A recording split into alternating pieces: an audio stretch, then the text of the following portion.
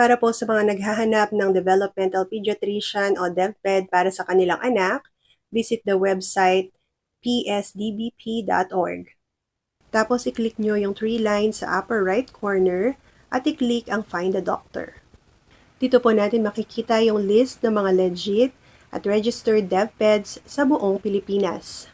Kung may doktor na inirefer sa inyo, pwede nyong i-type ang apelyido ng doktor sa search bar para makita kung saang hospital o clinic siya makikita, ang kanyang schedule at contact information.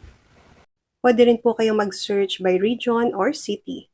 Maliban sa schedule at contact information, makikita mo rin kung nag-offer sila ng teleconsultation.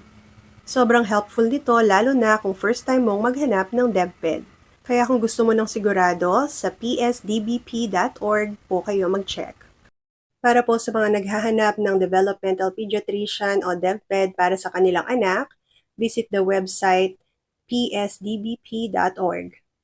Tapos i-click nyo yung 3 lines sa upper right corner at i-click ang Find a Doctor. Dito po natin makikita yung list ng mga legit at registered DevPeds sa buong Pilipinas.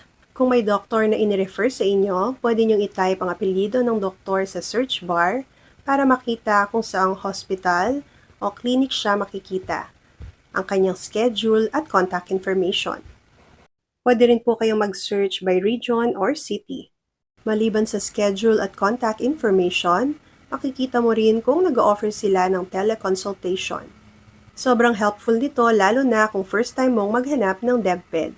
Kaya kung gusto mo ng sigurado, sa psdbp.org po kayo mag-check.